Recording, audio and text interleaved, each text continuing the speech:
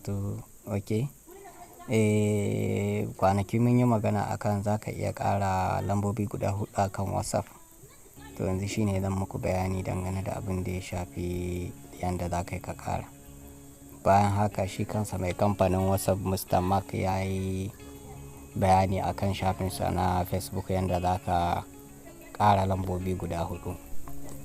Bayan nan mutum zai iya amfani da wayarsa, amma kafin ya yi amfani da wayarsa ya tabbatar ya ƙara wayarshi tana da Gmail account ta yanda zai buɗe Play Store ɗin shi. Shi kuma Play Store gashi nan yanda yake. To a ciki ne za ka samu dama har ka rubuta kai telasharjan sabon WhatsApp ɗinka. Ma'ana WhatsApp normal kenan, ba wai JB WhatsApp ba ko kuma GB WhatsApp ba. WhatsApp normal kenan. Don ga yanda yake ganin exemplar ɗin shi ma yanda zan nuna muku. To bayan idan ka yi sai ka yi open ɗinsa kenan sai ka buɗe shi. Idan ka riga ka buɗe shi ka tabbatar tukun shi ne normal ɗin ne tukun sai ka buɗe shi. Idan ka buɗe shi sai ka tahi ka yi bakin ƙoƙari ka ɗauko wata waya daban, wanda wannan wayar ka ce wanda ba ta da komai, ma'ana kenan babu WhatsApp a kanta. Shi kuma wanda kake so ka yi scanning, ma'ana wanda kake so ka gane cewa ka ɗauko WhatsApp ɗin ya koma saman kan WhatsApp ɗin wayarka, shi ma daban za ka yi amfani. To ita wannan takan ga yanda za ka yi misali in ka danna ba ka yi telasharjan ɗin ka fito, gashi nan zai nuna maka yanda dai gashi ake buɗe WhatsApp. To da zaran in ka yi afiye zai nuna maka wasu abubuwa. Gashi daga sama nan na rubuta hatta ƙasar da kake so za ka zaɓi wannan ɗin, gashi nan duka zai nuna ma. To duka wannan ba shi bane ba. Abin da ya fi muhimmanci shine za ka dawo daga sama za ka yi amfani.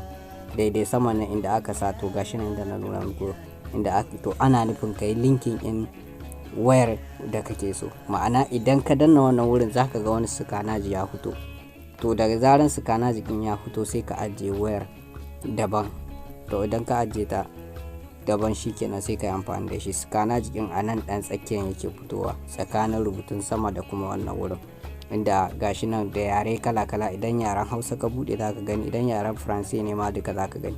Bayan nan ka gama amfanin ka tsaf, ka gama gabaki ɗaya sai ka ɗauko wannan wayar waccar wanda kamar ko mace ce take yi ko kuma namiji ne ko wata mataka. To asali ita wannan ita ce wayarta.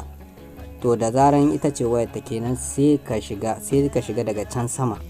Yanzu zan nuna muku inda mutum ya kamata ya shiga, gashi nan. Idan ka shiga daga nan kenan kana dannawa za ka ga inda zai sa ma linking device.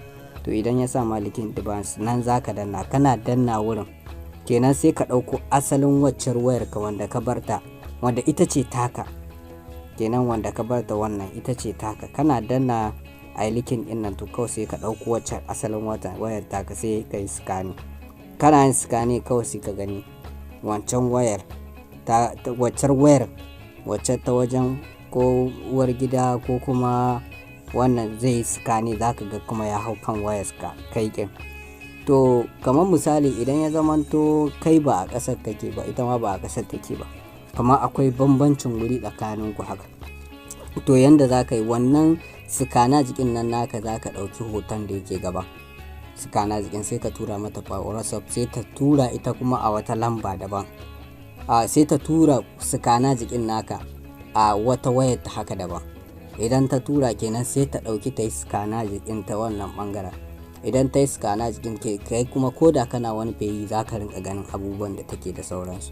Amma wannan asalin scanner jikin naka shine za ka ɗauko.